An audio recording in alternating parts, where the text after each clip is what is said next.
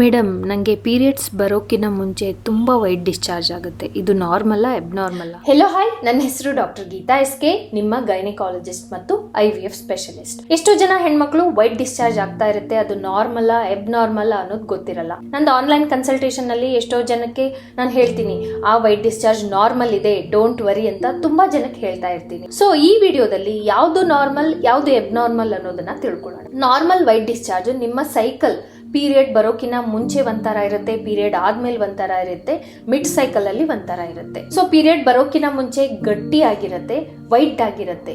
Period ಆದ್ಮೇಲೆ usually discharge ಇರೋದಿಲ್ಲ ಅಥವಾ ಲೈಟ್ ಆಗಿ ಥಿಕ್ ಆಗಿರುವಂತಹ ಡಿಸ್ಚಾರ್ಜ್ ಇರುತ್ತೆ. ಇನ್ನ ಮಿಡ್ ಸೈಕಲ್ ಅಲ್ಲಿ ಕ್ಲಿಯರ್ ನೀರಿನ ತರ ಡಿಸ್ಚಾರ್ಜ್ ಇರುತ್ತೆ. ಸೊ ಇದೆಲ್ಲ ನಾರ್ಮಲ್ ವೇರಿಯೇಷನ್.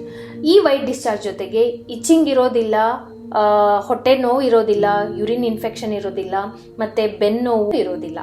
ಇನ್ನ ಇನ್ಫೆಕ್ಷನ್ ಆಗಿತ್ತಂದ್ರೆ ಈ ವೈಟ್ ಡಿಸ್ಚಾರ್ಜ್ ತುಂಬಾ ಸರ್ತಿ ಅಂದ್ರೆ ಸೈಕಲ್ ನ ಯಾವುದೇ ಭಾಗದಲ್ಲೂ ಡಿಫ್ರೆಂಟ್ ಆಗಿರೋದಿಲ್ಲ, ಕಂಟಿನ್ಯೂಸ್ ಆಗಿ ವೈಟ್ ಡಿಸ್ಚಾರ್ಜ್ ಇರುತ್ತೆ. ಕರ್ಡಿ ವೈಟ್ ಅಥವಾ ಗ್ರೀನಿಶ್ ಕಲರ್, ಯೆಲ್ಲೋಯಿಶ್ ಕಲರ್ ಸಹ ಇರುತ್ತೆ. ನಾರ್ಮಲ್ ವೈಟ್ ಡಿಸ್ಚಾರ್ಜ್ ಅಲ್ಲಿ ಸ್ಮೆಲ್ ಇರೋದಿಲ್ಲ, ಬಟ್ ಇನ್ಫೆಕ್ಷನ್ ಆದ್ರೆ ಕೆಟ್ಟ ದುರ್ವಾಸನೆ ಇರುತ್ತೆ, ಮತ್ತೆ ಪ್ಯಾಂಟೀಸ್ ಎಲ್ಲ ಹಸಿ ಆಗೋಷ್ಟು ವೈಟ್ ಡಿಸ್ಚಾರ್ಜ್ ಆಗುತ್ತೆ. ನೆಕ್ಸ್ಟ್, ಈ ವೈಟ್ ಡಿಸ್ಚಾರ್ಜ್ ಜೊತೆಗೆ ಕೆಳ ಹೊಟ್ಟೆ ನೋವು, ಬೆನ್ನು ನೋವು, ಮತ್ತೆ ಇಚ್ಚಿಂಗ್, ಗಂಡ ಹೆಂಡತಿ ಸೇರಿದಾಗ ನೋವು ಆಗೋದು, ಮತ್ತೆ ಯೂರಿನ್ ಇನ್ಫೆಕ್ಷನ್ ಸಹ ಪದೇ ಪದೇ ಆಗ್ತಾ ಇರುತ್ತೆ.